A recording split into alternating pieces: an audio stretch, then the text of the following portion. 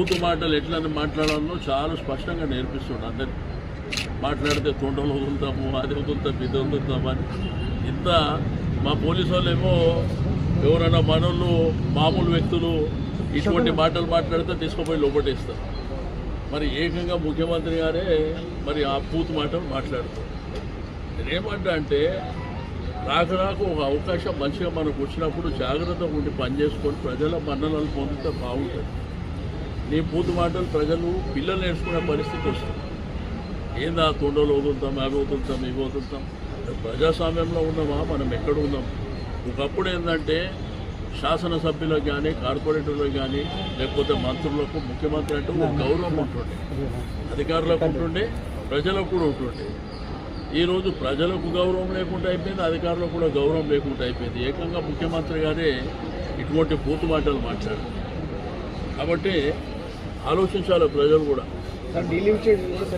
Delimitation ప్రాపర్గా లేదు అని చెప్పేసి మనం డేమని చెప్పినాం, కౌన్సిల్లో కూడా చెప్పినాం. వాళ్ళు హరీబరీగా ఎందుకు చేస్తున్నారో మనకైతే అర్థం అయ్యే పరిస్థితి లేదు. మోండా మార్కెట్ తీసుకుపోయి మల్కాజిగిరిలో కలుపుతాడు, ప్రకాష్ నగర్ తీసుకుపోయి మల్కాజిగిరిలో కలుపుతాడు. అసలు ఎక్కడా పోతుండ్రు ఏంది? సికింద్రాబాద్ జోనల్ ఆఫీస్ ఉంది, ఇక్కడ జోనల్ ఆఫీసే మోండా మార్కెట్ పరిధిలో. సికింద్రాబాద్ జోనల్ ఆఫీసే మోండా మార్కెట్ పరిధిలో, దాన్ని తీసుకుపోయి మల్కాజిగిరిలో కలుపుతారు. కాబట్టి మీ హరిబరి ఏందో, మీ కుదురపాట్లు ఏందో, మీ లెక్కలేందో, మీ పత్రాలు ఏందో ఎవరికి అర్థమవుతుంది. ఎట్లా అయిపోయిందంటే ఇక మా రాజ్యం ఉన్నది మా ఇష్టం ఉన్నట్టు చేసుకుంటాం. బట్ ఇది ఏంటంటే కొన్ని రోజుల పాటు నడుస్తుంది ఏదైనా. బట్ మళ్ళీ సందర్భం వచ్చిందనుకో ఇదే ప్రజలు పడ్డకేసి కొడతారు. అది గుర్తుంచుకోవాలి. ఇప్పుడు ఆ ఎంఆర్ఓ గారిని అడగండి, వాళ్ళు ఏమడుగుతారు అడగండి. సార్ కానీ మీరు చెక్ ఒకటి ఇచ్చిపోతున్నారు, మరి తులం బంగారం ఏదని అడుగుతారు. మేము చెప్పింది కాదండి.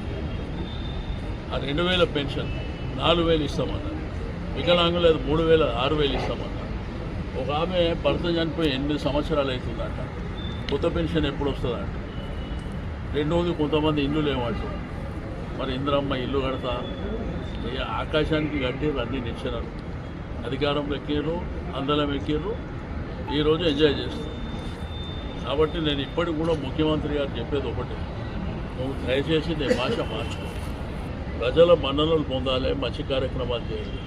భాష ఏంది? ఇప్పుడు గలీజ్ మాటలు మాట్లాడాలని నీకు ఒక్కొక్కటి వస్తాయి. మా దగ్గర మోండా మార్కెట్లో తీసుకోపోతే ఒకసారి ముఖ్యమంత్రి పూతు మాటలు ఎట్లా నేర్పియాలో నేర్పిస్తారు మా ఊరు.